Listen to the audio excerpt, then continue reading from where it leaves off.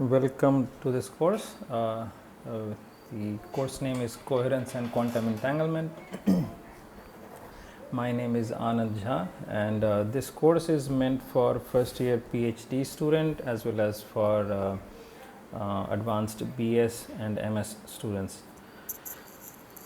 In this course, in fact 1/3 of the course will concentrate on the concept of coherence, and the other 2/3 of the course will concentrate on quantum entanglement. The broad perspective of this course is we want to study coherence in details. Coherence manifests in classical optics as well as in quantum optics within one particle quantum mechanics or two particle or multi-particle quantum mechanics. So the idea is that we will go into the nitty-gritties of coherence within classical wave fields and study it there in some detail, and the ideas that will be developed there, we will then take up those ideas to quantum mechanics and then show that the coherence as we describe within quantum mechanics is very analogous. Then we will do the same thing for multi-particle quantum mechanics. Again, things are quite analogous, but some of the manifestations of coherence within multi-particle quantum mechanics does not have any classical analog, and one of those manifestations is quantum entanglement.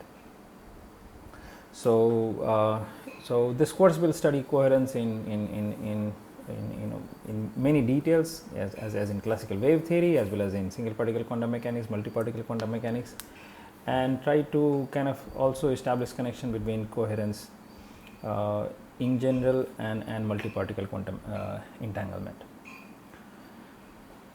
Okay, so with that, let me get started with the first lecture, which is basically pointing out main differences between classical and quantum mechanics. So for that, let me just get started with this very generic notion of quantum entanglement that we have.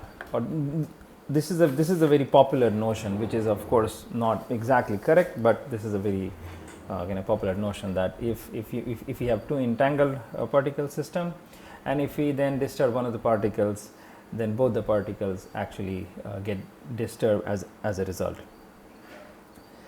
So this disturbing one affecting the other one, this was definitely not liked by especially Einstein, and Einstein with his other collaborators Podolsky and Rosen, they actually objected to this kind of phenomenon, which actually points to non-locality, and they, in fact, in 1935 they actually wrote a paper where they used this aspect that actually shows up in quantum mechanics. They use this aspect to actually question whether the quantum mechanical description in terms of wave function, whether that description is even complete. And then later there's a lot of work on that, but the main point I just wanted to bring right now is that that Einstein, Podolsky and Rosen, they basically objected to this kind of phenomenon. So, but this is a kind of a popular notion of how one thinks about entanglement. Of course, this is not exactly correct, but it actually conveys the idea to a pretty good extent. But in this course, we will do entanglement with all its mathematical rigor to actually know what exactly it is, and also discuss these kind of interpretations that actually come out in a lot of detail. The development that happened after Einstein's objection, and then in fact that led to this entire field of quantum information that actually came as a result of kind of studying these foundational aspects of quantum mechanics. So we will get to entanglement after a few lectures in this course, but I just wanted to kind of bring it here. But for now, we'll go to the basics of quantum mechanics and coherence, and then build it up from there. So to begin, let me just go back and point out what are the main differences between classical and quantum mechanics. The differences that I have here, they are not necessarily all separate differences. There can be the overlaps, but I'm just putting it in these points to make things clearer. So first main difference between classical and quantum mechanics is determinism. So classical mechanics is in principle deterministic, whereas quantum mechanics even in principle is indeterministic, and that is in the sense that its future evolution cannot be predicted. So classical mechanics is guided by Newtonian mechanics, and if you know the initial condition, the final the outcomes, the final values of the physical variables can be predicted very accurately.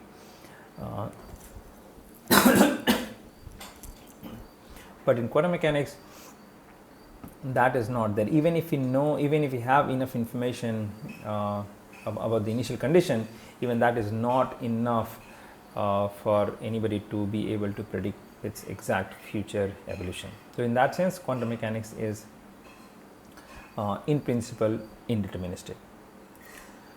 So one of the example we can see is in an experiment, where one has a light source, single photon source, this photon coming from this light source, and then going through some aperture and then hitting some screen. Now the question is, where does a photon that is coming out hits this screen? Of course the light is everywhere, so it can hit the screen anywhere, but where exactly hits, that cannot be predicted. So that is completely indeterministic. This indeterminism need not be a very bad thing. In fact, there is a very nice application of this indeterminism within quantum mechanics, and that is that this aspect can actually be used for making true quantum random generators, and that is using a beam splitter, and that's how it works. So this is a beam splitter. The beam splitter just splits light field into two. But when it comes to quantum mechanics and single photons, then a single photon, as we know, cannot be split. It has a fixed energy, h bar omega, for a frequency omega, and that cannot be split. So then what does a beam splitter do in that case? In that case, beam splitter either sends this particle here or there. And if the photon goes passes, just transmits, then the entire photon comes up here, or the entire photon comes out here. So it's not that it's half. So the randomness is in whether it ends up here or it ends up there. So that's where the randomness is, and this is truly random. So if let's say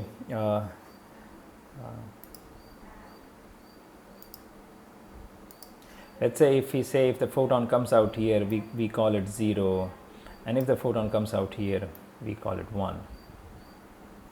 Then the random number generation happens in the sense that you just send in these photons one by one, and whether it comes out here and there, we just then generate just a string. So if the photon then for few photon, if we just send them, then that we generate a string of 0 and 1, and that is truly random in the sense that no matter how long one writes this string, it never repeats itself, and that's a true random number generation. And this definitely has an application in quantum information. Okay, so the next difference is the measurement or the effect of measurement. In classical mechanics, an act of measurement does not affect the system.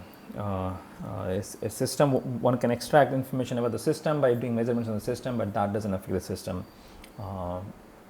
at all.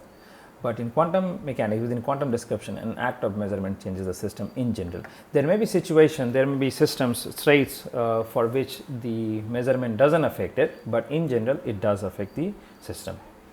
So for example, if one has the state of the system given by psi, and if one does a measurement, then after the measurement one might just find the state in some state psi 1 or psi 2 or psi n, and where psi n is some from 1 to n, where n is the dimensionality of the Hilbert space in which this state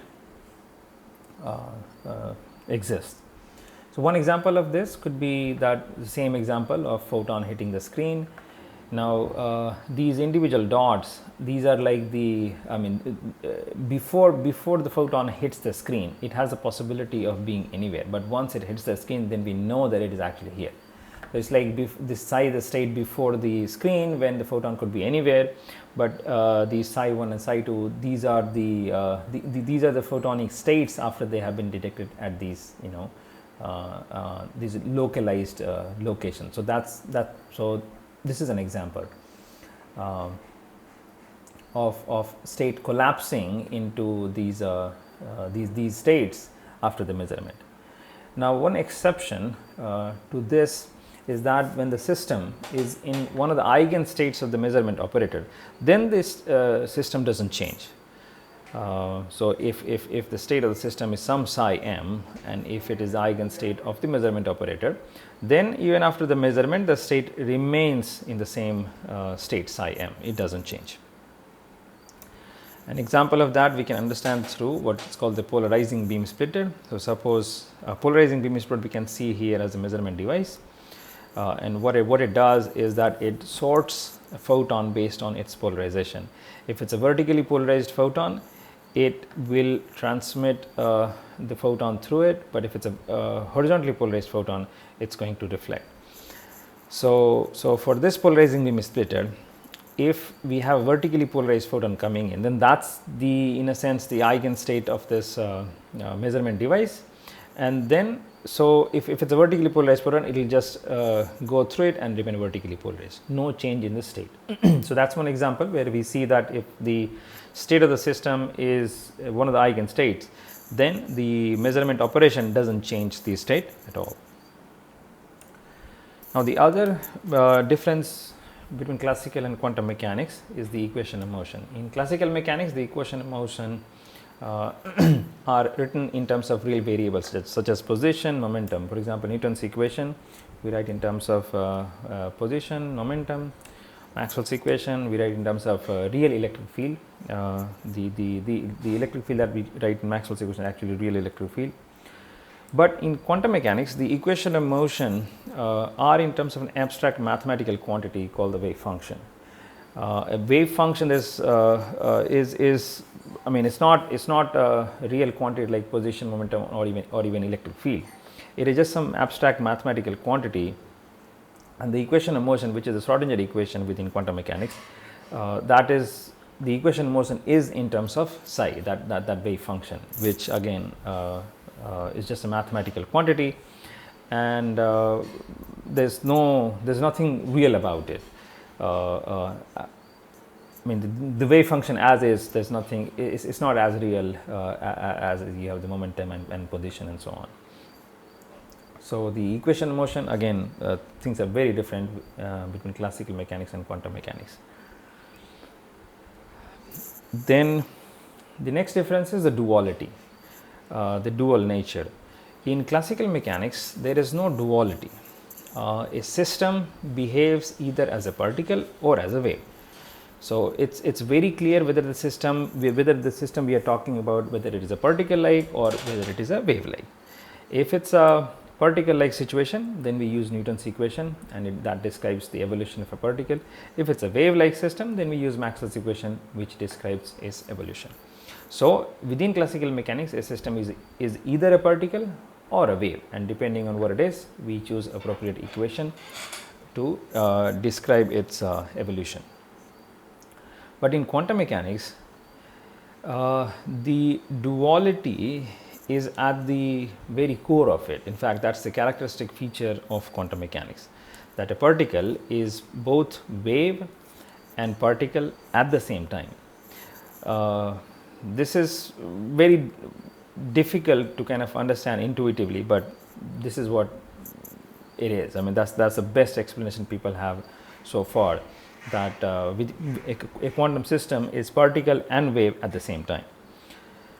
So to address this wave particle duality, to address a system which is wave and particle at the same time, either Newton or Maxwell's equation, that is not enough. We need to use Schrodinger equation, which is given like this. So again, even if a quantum system is showing only its particle properties. That means if there is a quantum system, but if we are only looking at its particle properties, then all of that can actually be explained using classical equations for particle. Again, if there is a quantum system of which we are only interested in wave properties, then a Maxwell's equation can do the job. But if we are looking at the true quantum characteristic features, then the wave particle duality is there, and then to be able to explain all the manifestations of this wave particle duality, we have to use Schrodinger equations. There is no other way. Yeah, so this in a sense describes the simultaneous existence of wave and particle properties. Okay, so one last difference, superposition principle and interference. This is again a very important difference, and I will do that in much more detail in the later slides, but I just wanted to kind of bring it here to point out exactly the main difference. So classical mechanics, superposition yields a definite state. So if you have this like a vector addition, if this is a state, this is a state, then that yields, there's a new superposition state. But within quantum mechanics, in some sense, superposition does not yield a definite new state. It just changes the probability of being found in the basis states. For example, if we have a superposition of states like this, which is superposition of vertical polarization and horizontal polarization in some proportion A and B, then what we get is not necessarily a new state, but this state basically means that we have the photon, we have vertical photon with probability A square and a horizontal photon with probability B square. That means if we do the measurement on this, if we do a measurement on this state to check its polarization, we'll find that the system is vertically polarized with A square probability and horizontally polarized with B square probability. Of course, the total probabilities, the total probability has to be equal to 1.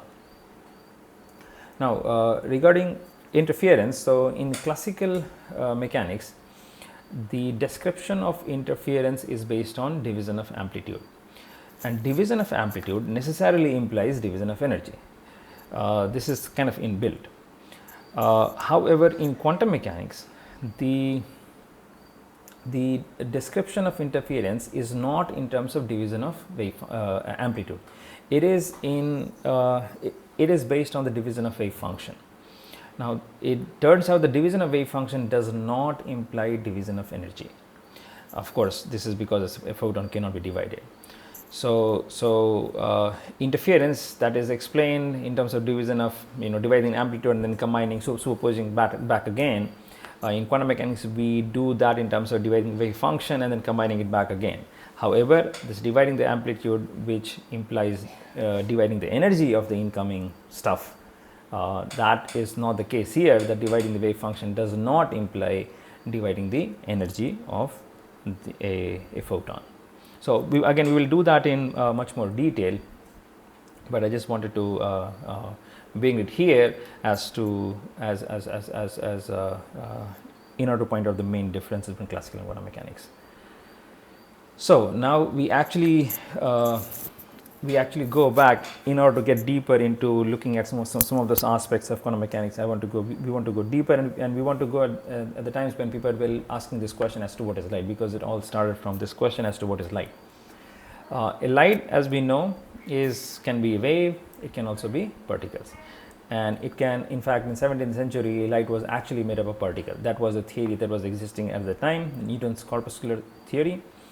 And that existed for quite some time. Then around 1900, due to experiments by Young's double-slit experiment and others experiment on the wave properties of light, then those experiments could not be explained by Newton's theory. And then at that point, it was understood that light was actually a wave.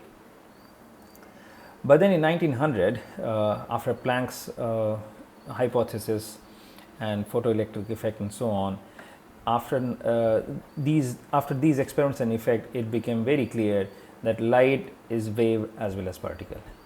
Now, this is a very absurd and non-intuitive conclusion, because a wave, as we know, is something that is delocalized. It is not somewhere. In fact, a wave, if we look at it, it can be, it is something that is actually everywhere. Of course, this is delocalized, and in the biggest sense we can see it is actually everywhere. But on the other hand, a particle, it is somewhere. When we think of particle, we think of some solid object or some such thing which is just somewhere. It has a finite size, finite location, and so on. So a particle is something that is somewhere, but a wave is something that is everywhere. So now when we say light is wave as well as particle, we mean that light is something that is somewhere as well as everywhere. Now how is that possible?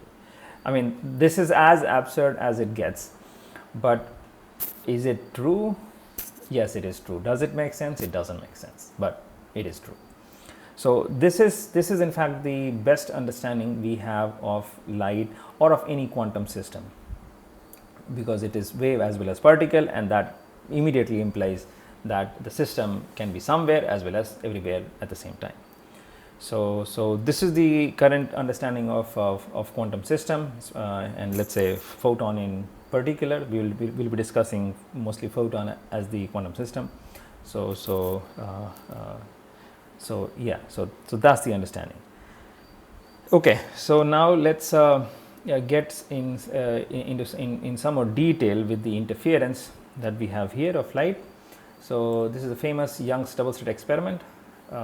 So if you have a source of light, and here I am describing light when we see it just as a wave. This is a classical wave interference. I mean, everybody is kind of should be taking those who are taking this course should be actually familiar with this.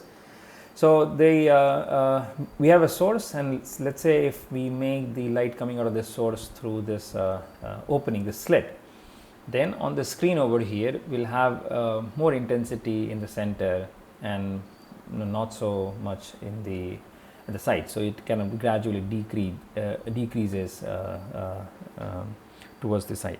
So now if we, let's say, have another slit, then all that happens is that this entire intensity pattern just gets shifted, probably by the same amount that the slit was shifted. But if we have both the slits together, then it is not that we have just the both the intensities added together and that is the resultant intensity. No, what we are seeing here is that it's the interference pattern that we have, which is the periodic variation of the intensity as a function on the screen location. So this phenomenon is called interference, and of course there has to be some conditions which need to be satisfied. For example, the light coming at the slits needs to be coherent with respect to each other, then only the interference will happen, and those conditions we'll look at in detail in this course. But the point is that if we have this light coming from these two slits, then it's not that they just get added up, it's just they are actually produce interference pattern. And the point is that in this interference pattern is basically a continuous periodic variation in intensity. And this is one picture that actually was recorded in my own lab. So this is a real picture that is recorded for such experiment. Okay, so what is how do we explain this interference? We explain this interference in terms of the interference of light or superposition of light coming from this slit and from that slit. So the way we do it is we say, okay, we have the light field coming in, the electric field, we divide its amplitude between this, and so some of the amplitude goes through this, some of the amplitude goes through this, and to the extent that we divide the amplitude, we have the energy associated with it, the division of energy, and then we superpose these amplitudes at this point to explain the interference pattern or to generate the interference pattern. So that is a classical explanation, description of interference effect and pattern. Now in quantum mechanics, we have the ability to have a source that emits single photons. Now a single photon by definition has fixed energy, and that cannot be divided. So now when this photon arrives at this set of two slits, then it has to decide whether it wants to go through this slit or through that slit. Now, quantum mechanics does not allow this photon or the energy of this photon to be divided. So, this entire photon has to go through this or has to go through that. But how do we know that this actually happens? In fact, that we can see by looking at what happens at the screen. So, whatever photon at whatever frequency we are seeing, we can check the screen that this entire photon actually gets detected at some location of the detector. So, that is, in a sense, it says that we haven't divided the photon, and the entire photon goes through this or through this slit. Now, the question is, if the entire photon goes through this or through that, then what interferes? But let's first see if we actually even see the interference. So, this is the real images, real experimental images taken in the lab, where we are sending these photons one by one, and looking at the screen and recording these photons at the screen. Now, what do we mean by one by one? One by one meaning these are the single photons are coming from the source, but their rate is so low that within the detection resolution time of the camera, there is only one photon or less than one photon on an average in the system. So there is always within the camera resolution time, there is only one photon in the system. So, in that sense, it is one by one, and that ensures that we have single photon kind of experiment. So, here we see we have taken about 10, 12 photons that have hit the screen. If we collect few more, then that's few more photons, now we see these are several millions of photons collected, but we could see these are still scatter plots. We can still see the dot. These are not continuous intensity distribution, but even with the scatter plots, we see there is a nice interference pattern that has emerged. And in fact, the periodicity of this pattern is same if we did this experiment at high light level and had these slits at the same location with the same width and separation and so on. So, this is a single photon interference pattern, and as it is still dotted and scattered and not a continuous distribution. Of course, if we continue collecting these photons for several millions photons, then eventually these scatter plot will, just because of the density, they will become same continuous distribution as we see in the case of classical. Okay, so now how do we explain superposition within quantum theory? So, first just few facts about this experiment is first the photon, we see that photon goes through slit 1 or slit 2, that's for sure, because we see a dot on the screen, and that dot pattern comes one by one. Of course, the photon hits the screen at very localized point, and photon distribution is the interference pattern. So then there's people also look at I mean, this can be a natural question that if one looks at or tries to put an effort and put some experimental apparatus just to check whether the photon goes through this slit or that slit, then through that effort one can definitely find out whether the photon goes through this or that. But this effort by which one actually gets its information, which is called which slit information or the particle information, this itself destroys the interference pattern. So, any attempt that we do in order to get the information about which slit the photon goes through, that will destroy the photon's ability to interfere, and this is known as Bohrs complementarity principle. So, the best explanation now as to why the interference happens is that comes by Dirac, and he then says, this is in his book Principles of Quantum Mechanics. This is a very good book. He says that each photon then interferes with itself. Interference between two different photons never occur. So, I mean, so this is a single photon, it has to go through this or through that. So, in each event either it goes through this or it goes through that. So, what interferes? So, the best explanation that Dirac has, that is that says each photon basically interferes with itself, and that actually is the best explanation that we have. Now, in terms of math, the way we do is that we say that okay, this time it is not the division of amplitude, rather is the division of a wave function. And of course, the division of wave function does not imply division of energy, because we know for sure that the photon either goes through this or that, and that we can see by just detecting the photon one by one. And of course, the interference happened because we superpose the wave function. Okay, so to summarize superposition within classical wave theory and quantum wave theory. So superposition in classical wave theory, the way it is explained is in terms of division of division of amplitude, and this division of amplitude implies division of energy, and then the superposition of amplitudes yields the interference pattern. In quantum mechanics, the division of wave function is what happens, and then but that doesn't imply division of energy, and the superposition of wave function is what gives the interference pattern.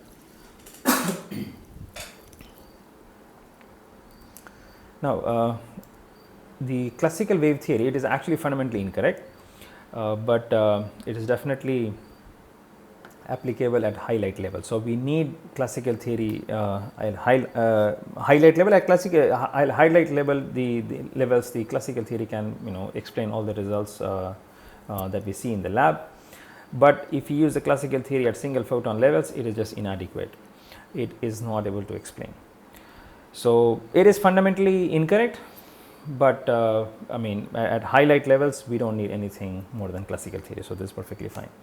But quantum mechanics, it is fundamentally correct. It is correct at every light level, whether it's a single photon level or very high intensity level. So it is fundamentally correct at every light levels, but we may need it only at the single photon level, because at high light level, if the classical description does it, and since it is easier mathematically, then one basically chooses to use classical description and not the quantum description. So it is just for the ease of description that one uses classical at the high light level, but fundamentally the quantum description is correct and the classical description is actually incorrect, and so we have to keep this in mind.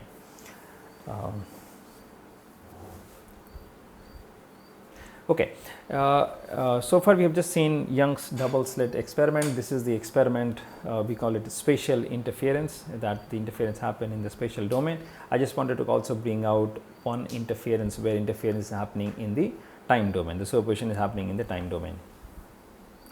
And through this experiment, I also want to kind of revisit and discuss the Bohrs complementarity principle and what are its implications and what it means.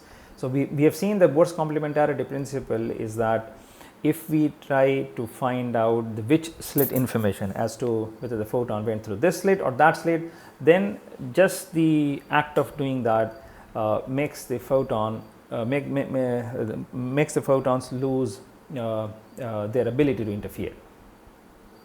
So let's look at the same thing in this time domain experiment. So here we have a laser, single photon source that emits 45-degree polarized photon. Now what is a 45-degree polarized photon?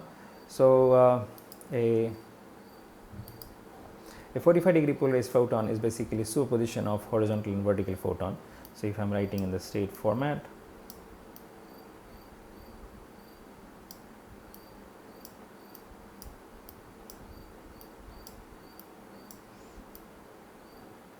the superposition of, I am putting 1 over root 2 to kind of make sure it is normalized.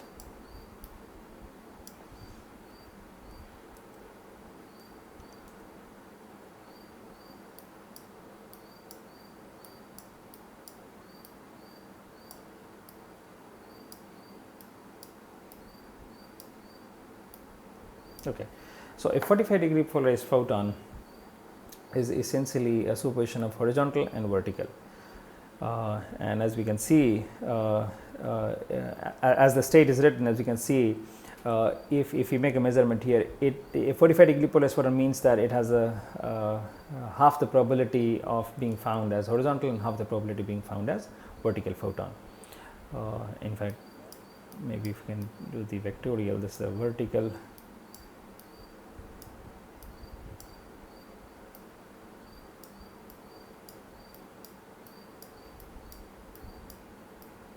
that's horizontal.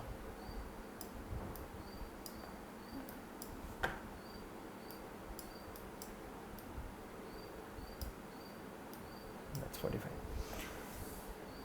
and this angle is also 45 degree.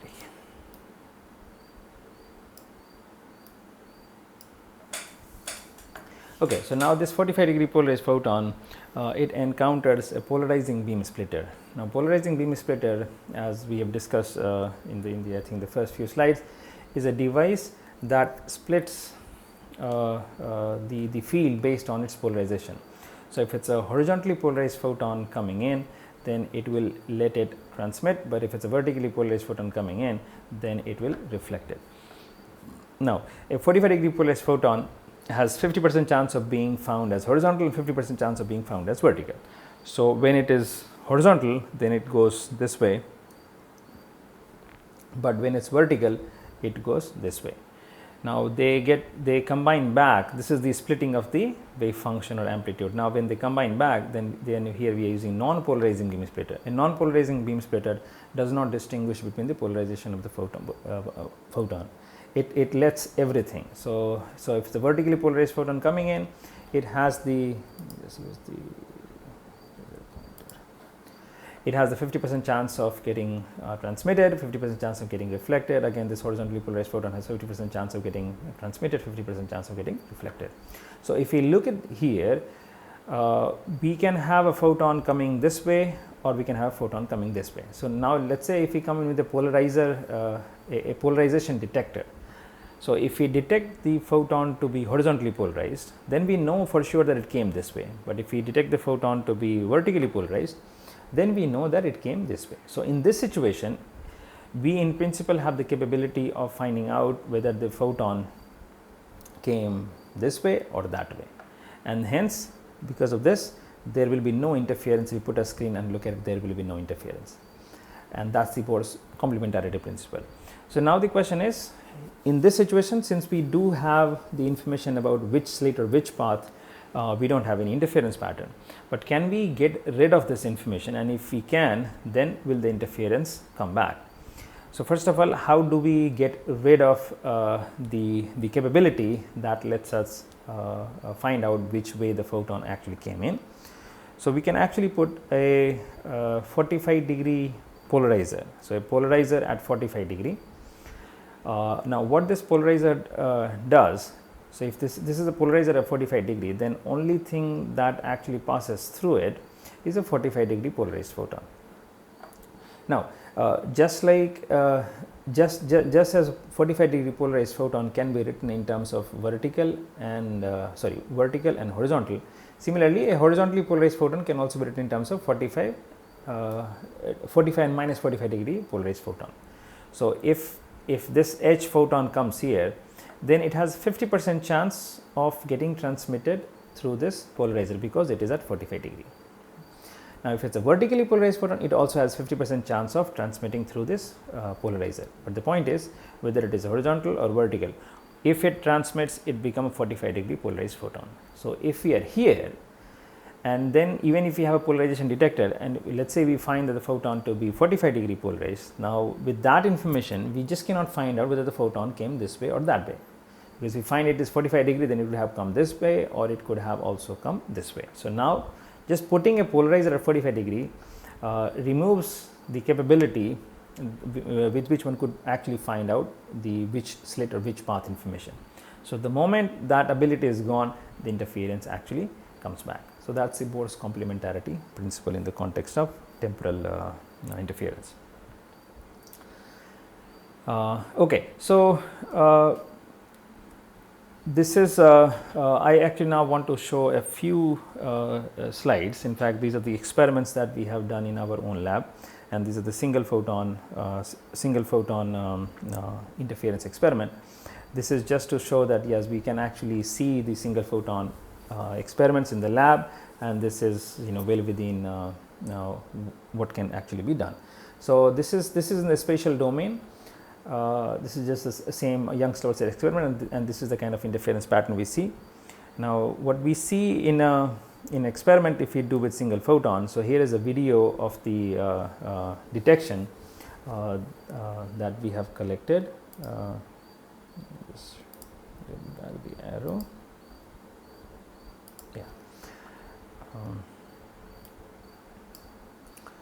Yeah. Okay, so this is more of a symbolic, experimental setup.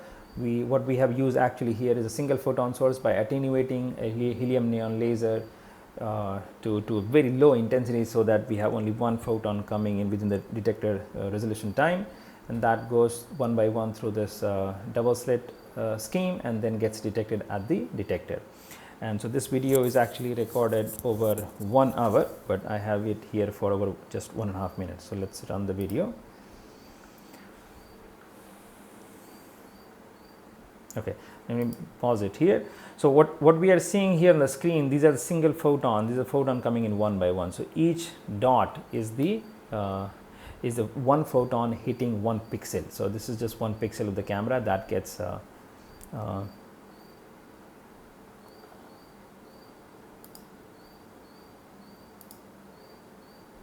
yeah. So this is individual pixel of the camera that gets hit by a single photon. Now if we just keep running the video, then we see that these photons are coming in just one by one. Initially we are keeping the video at a slower speed, so you see photons coming in one by one, but now then the speed will actually increase, because this was actually recorded over 1 hour and we have compressed that to within 1.5 minutes. So we see that these photons are definitely coming in one by one. That is the main point. And now if we look carefully, some pattern has already start to emerge. We see some more, the photon density to be more here than over there, and as it kind of continues, we can see that. You can also have a situation where two photons are coming at the same pixel, that it has a finite possibility, for example this pixel and that pixel.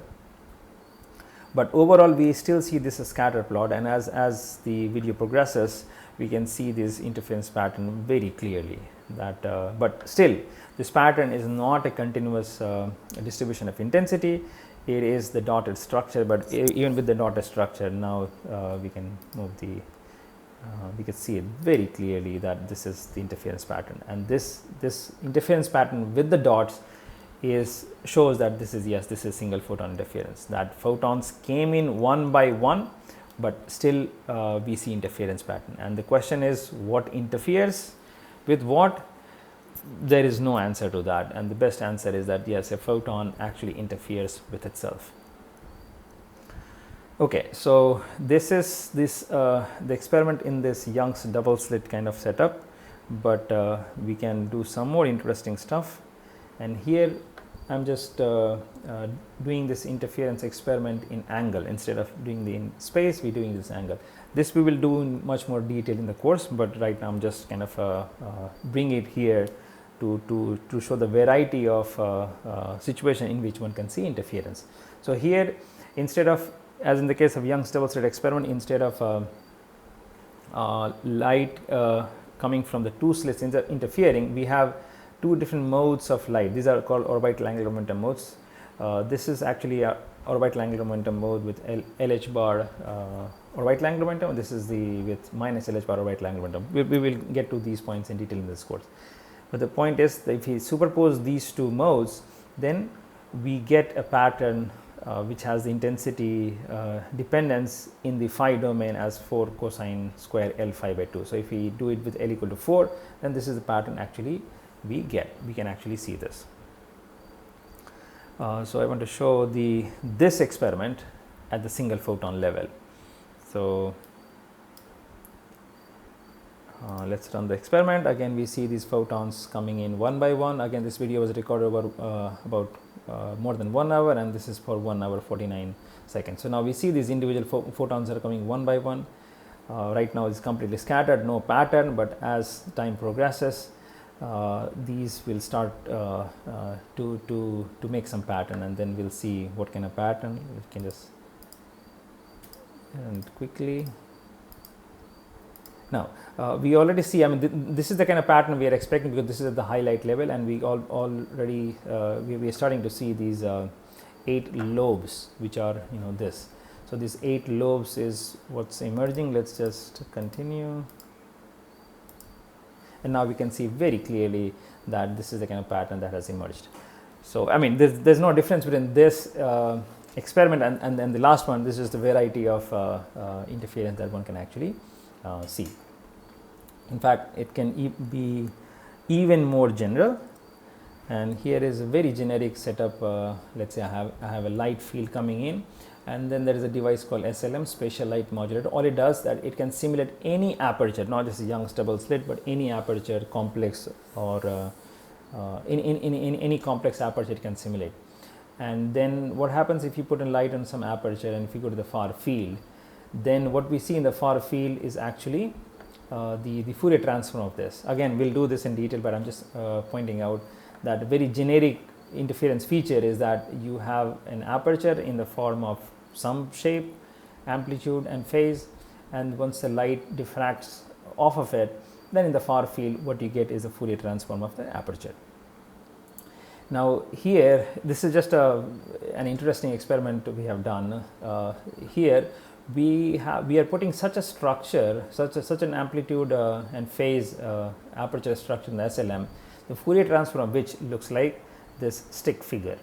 Okay, and then we change this the aperture every few times a second, so that again the Fourier transform and hence the stick figure actually changes. And then let's see what we get here. Let me just run the video.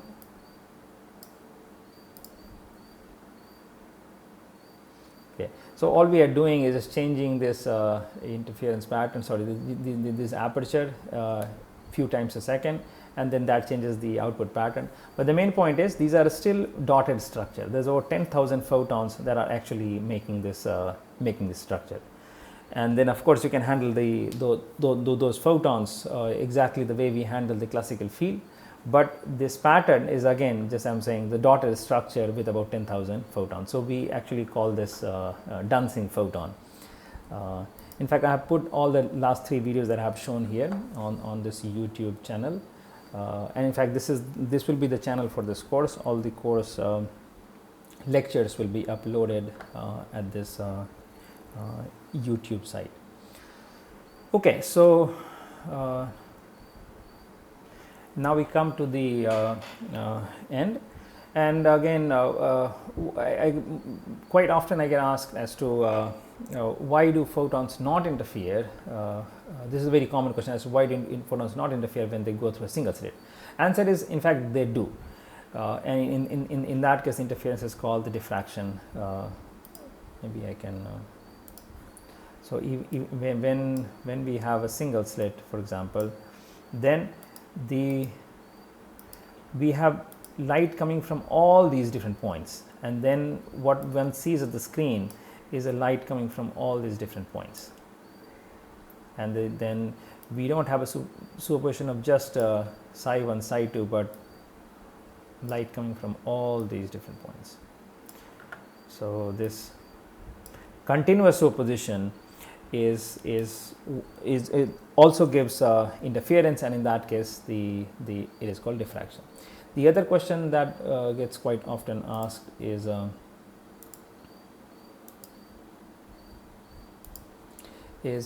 single photons hit the screen one by one, but how do we know that they went through only one slit in a Young's double slit experiment? So this is already answered through Bohrs complementarity principle, but the question as it is actually impossible to answer, because we cannot find out simultaneously which slit or which path the photon actually took inside interferometer, and as well as see the interference pattern. So that is actually not possible. To the extent that we have which slit information, to the same extent the interference visibility actually decreases. So, and that is the idea of Bohrs complementarity principle. So it is, yes, it is impossible to find out both this simultaneously, whether the which slit information and also seeing of interference pattern.